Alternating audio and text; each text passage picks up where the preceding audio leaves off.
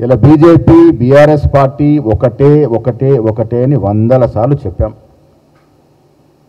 ఇది వాస్తవం అని ఎలా బీజేపీలో బీఆర్ఎస్ పార్టీ యొక్క విలీనం గురించి, వారికి లోపాయకారి ఒప్పందాల గురించి ఇవాళ కవిత గారు చెప్తా ఉన్నారు.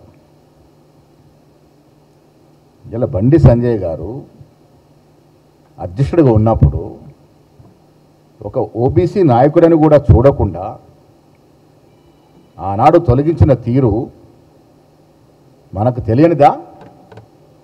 కేసీఆర్ కిషన్ రెడ్డి కలయిక వల్లే ఆనాడు బండి సంజయ్ని తొలగించారనే మాట వాస్తవం కాదా?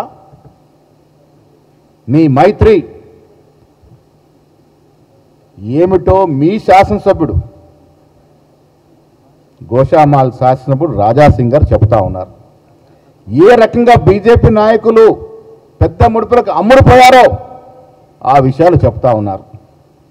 ఇలా పెద్దగా మాట్లాడుతూ ఎవరి కారు అటెన్షన్ కోసం పాకులాడుతున్న కిషన్ రెడ్డి గారు, కేంద్ర మంత్రి గారు, ఈటెల రాజేందర్ గారు, రఘునందన్ రావు గారు, అరే మీరు మా గురించి కాదయ్యా, మీ రాజాసింగ్ చెప్పే మాటలు, వారు అడిగే ప్రశ్నలకు జవాబు చెప్పండి. మొదలుగా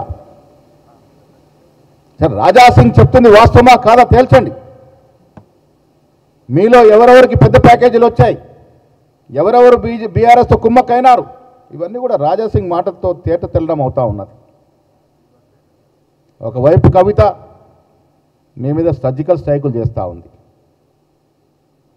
మీరు వాటికి జవాబు చెప్పకుండా, రాజాసింగ్ లేవరెత్తిన అంశాలకి జవాబు చెప్పకుండా రాహుల్ గాంధీ గురించి మాట్లాడుతూ ఉన్నారు. రాహుల్ గాంధీ దేశానికి దశ దిశ ఎంత దమ్ము ధైర్యం ఉంటే ఇలా కుల సర్వే చేయించగలిగినాము. ఇది రాహుల్ గాంధీ గొప్పతనం కాదా? మీకు చేత కాకపోతే, మాకు అధికారం లేకపోయినా ఒక ప్రతిపక్ష నాయకుడిగా ఇలా మా 3 రాష్ట్రాల్లో మేము కుల సర్వే చేసి చూపించినాం. ఇలా ఓబీసీలకు వెన్నుదన్నుగా ఉంటామని చెప్పడం జరిగింది, ఎస్సీ ఎస్టీ బీసీలను ఆదుకుంటామని చెప్పడం జరిగింది.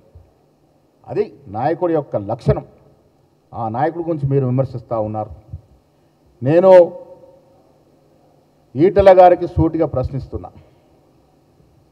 కాళేశ్వరం మీద నోటీసులు వచ్చాయి, వారేమో బీజేపీలో ఉన్నారు. నాకున్న సమాచారం నిన్నాక మొన్న షామేరుపేటలో ఒక ఫామ్ హౌస్లో హరీష్ రావుతో ఈటెల రాజేందర్ కలిసినారు. అక్కడ నుండి కేసీఆర్కి మాట్లాడినారు.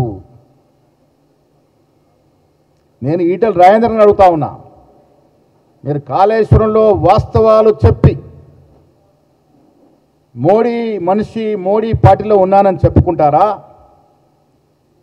లేక మీరు హరీష్ రావు కేసీఆర్ మాట్లాడుకున్న తీరు వల్ల కేసీఆర్కి లాభమయ్యే విధంగా మీ వాంగ్మూలం ఇచ్చి మీరు మోడీకి వ్యతిరేకమని చెప్పుకుంటారా? ఇది తేల్చాల్సిన అవసరం ఉంది ఈటెల గారు. మీరు మాకు పక్కా సమాచారం ఉంది, ఈటెల గారు, హరీష్ రావు గారు, కేసీఆర్ మాట్లాడుకొని కాళేశ్వరం విషయంలో అందరం కూడబట్టుకుని బయటపడాలి, అందరం ఒకటే చెప్పాలి అనే మాట మాట్లాడుకున్నట్టుగా అర్థమవుతా ఉంది. అసలు మీరు మోడీ పార్టీలో ఉన్నారా, లేక పేరుకు మోడీ పార్టీలో ఉండి మీ ధ్యానమంతా కేసీఆర్ పార్టీలో ఉందా?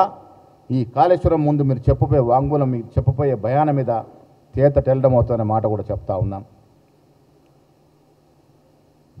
దొంగలు ఊర్లు పంచుకున్నట్టుగా 10 ఏళ్ళు దోశారు.